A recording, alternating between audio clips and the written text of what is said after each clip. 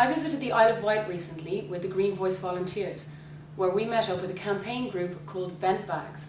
We had a discussion about what it is about modern society that makes us so obsessed with the idea that we just can't let go of plastic carrier bags.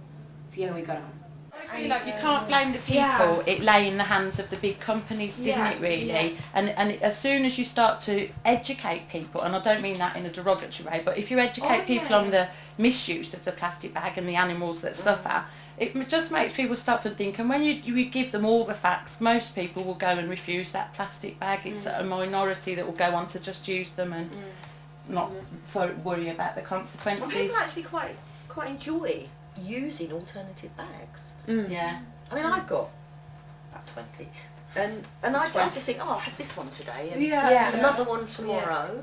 And when it becomes part of your daily life, like my parents, who wouldn't have been, you know, they wouldn't have really thought about it. They're the same now. They just have their bag for life that they've gotten, and they just like reuse it over and over again. And it's just like, we're going shopping, we'll take the bag. But it took a couple of years. It takes a lot of educating, because to educate myself, I had to put a little pinboard up by the door, or hooks, with my bags on. Right, yeah. So I walk out the door, see the bags, I'll take a bag with me. Yeah. And now it's second nature. I don't have to have that visual prompt, and that's what I usually tell people when they say, oh, I always forget them. I said, well, put them somewhere where you won't forget them. Put them where you put your keys or your handbag. There's a general stigma in the town now if you don't take your bags out with you, which is brilliant. That's exactly what we wanted. I mean, all of our friends, cross-section, all say, oh no, you wouldn't be seen dead with a plastic bag. Your life wouldn't be worth living, would it? It would be like, So that, we feel like that in itself is like enormous, really. Social stigma. Yeah.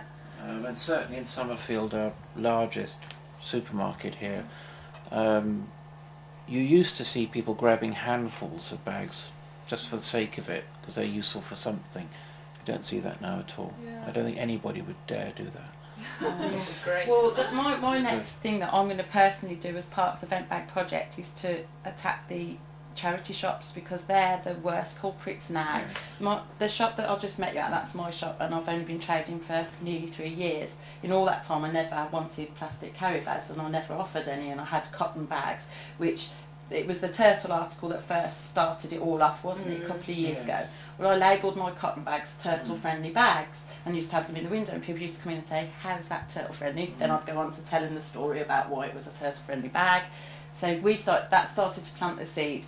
My customers would come in and say, oh, and because I didn't have any plastic carry bags, I had a few people offering to give me their second hand bags.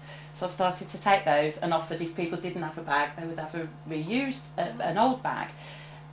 Well, in the last year, I haven't had any plastic carry bags brought in, because nobody's got any in the cupboards anymore, and I just think that speaks volumes, because before I would get inundated, because as a whole my customers do come with their own bags, but you've got your holiday makers, and I would supply the charity shops. Well, now I don't get any given to me at all. That's absolutely brilliant, but I think the charity shops are a little bit culprits. I was in there the other week, and a chap came in with a handful of bags from Morrison's that he'd taken brand new and took them in and said, I told you I'd get some. I was thinking, no.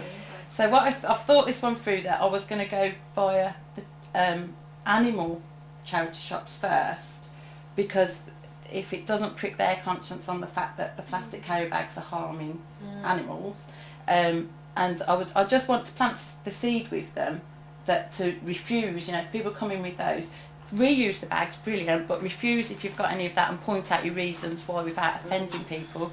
But then what I really would like to see them do, which is what I do myself, is if anyone ever gives me donations of clothes or second-hand stuff for my family, any bags that are in there I hang up in the shop, and then as people come in, particularly holiday makers, if they haven't got a bag, I always say, do you need a bag rather than do you want a bag? And it makes them think, or do I need one?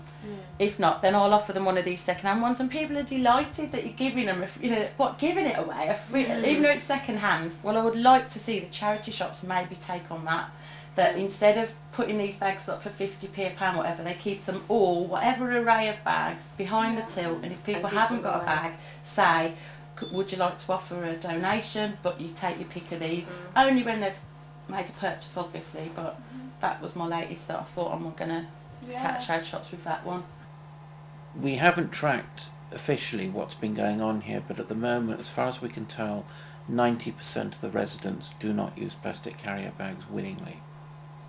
All the shops report the same, and we're seeing an increasing number of visitors taking a view that they won't necessarily go and look for plastic bags, which we're very pleased about.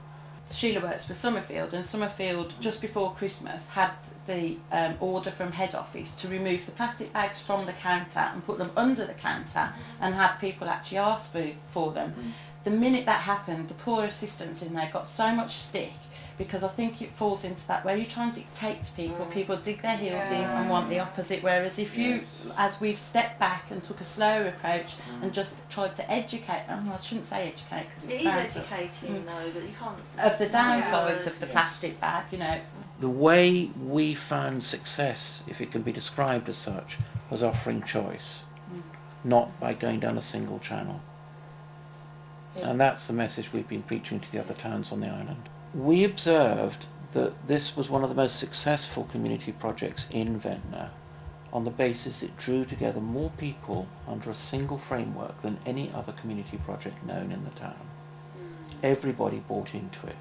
We've got the kit bags in the cafes and stuff, and the cafe owners have said the amount of people that have sat chatting, and it's brought people together, you know, like-minded, all talking about the bag. I mean, it is the best way forward, is to just plant that seed, let it grow, let people go and do it for themselves. So it's a catalyst to bring the community together. No cost, involves everybody, everybody can understand it, it makes sense. It's also a selection of alternatives. You are, and it's a very easy way to introduce people to environmental work. Yeah. They can and it's so nice to listen to a small child who has nothing in the world, and we have a lot of them in this town, who are poorer than you can possibly imagine, say, I am an environmental campaigner because I created that bag. There's not many other projects that can do that.